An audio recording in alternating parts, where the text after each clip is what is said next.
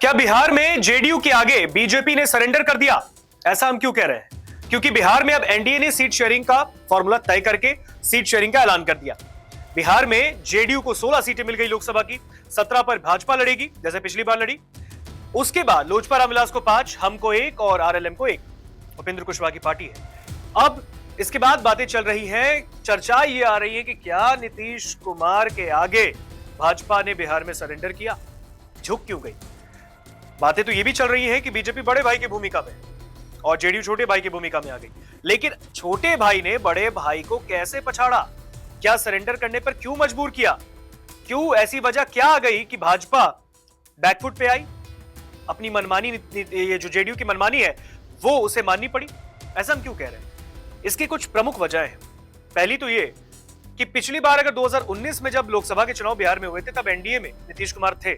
उस वक्त लोजपा को 6 सीटें मिली थी और जेडीयू को 17 का वो फॉर्मूला बटा था, 17 मिल गई थी, 6 सीटें लोजपा को। अब सामंजस्य से बैठाना काफी मुश्किल था, लेकिन उसको बैठा लिया गया।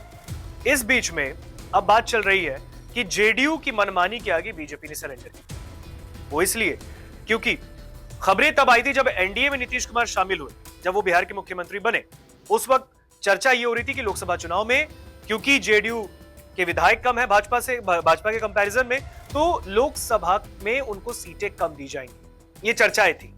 लेकिन दूसरी तरफ जेडीयू कह रहा था, जेडीयू के जो नेता कार्यकर्ता थे वो कह रहे थे कि हम ज्यादा सीटें लेंगे। ले भी ली, 16 सीटें ले ली नीतीश कुमार ने बिहार में। अब बातें ये चल रही हैं कि अगर भाजपा ने जब 2019 के चुनाव में 17 सीटें जीती तो वापस से ही 17 सीटों पर क्यों लड़ी? क्या 40 में से आधी सीटों पर लड़ना चाहिए था? 20 सीटों पर तो लड़ सकती थी। ये सब बातें लगातार चल रही हैं, लेकिन 17 सीटों पर ही लड़ रही है। यानी जितने 2019 में चुनाव लड़ी थी, जितनी सीटों पर बिहार में, उतनी ही सीटों पर एक बार फिर लड़ रही है। जेडीयू को 16 सीटें मिल गई। लोजपा रामविलास का अलग फैक्टर रहा। पशुपति पारस, यानी कि कहीं ना कहीं एक तरीके से देखे तो जेडीयू को 16 सीट देने के चलते मोदी कैबिनेट में एक नेता है पशुपति पारस, जो कि एनडीए का हिस्सा है, उनको और उनकी पार्टी की वहां पर नाइंदेखी की गई, ना जो अनदेखी है वो की गई।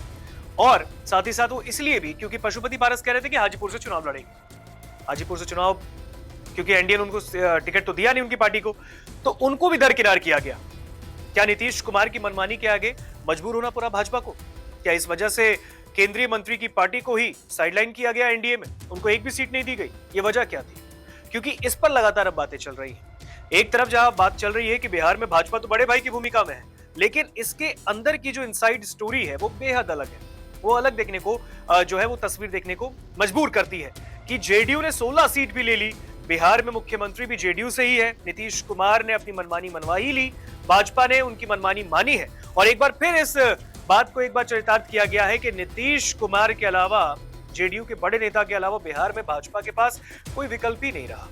अब बीजेपी ने, यानी कि एनडीए ने सामंजस्य बिठा लिया है। बिहार में एनडीए की सीटों का बंटवारा हो चुका है, लेकिन कहीं ना कहीं ये मनमानी, एक तरीके से कह सकते हैं कि इस मनमानी को जेडीयू की जो उनकी मांग थी उसको पूरी करने के चक्कर में आरएलजेपी को भी कुर्बानी देनी पड़ी, उनको दूर किया गया।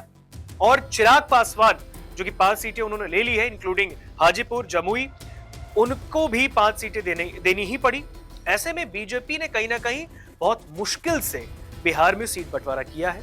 17 सीटें अपनी लड़ रही हैं, लेकिन जेडीयू की जो मांग थी उसको पूरी करने के चक्कर में जो कुछ भी सीट बंटवारे में वहां पर बिहार में हुआ वो हमने देखा है। आपको क्या लगता है कि बिहार में क्या नीतीश कुमार की मांग के आगे भाजपा को सरेंडर करना पड़ा?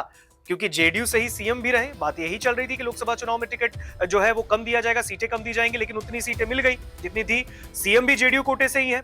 तो भाजपा को क्यों बैकफुट पर आना पड़ा बिहार में? कमेंट सेक्शन में हमें जरूर लिखकर बताएं।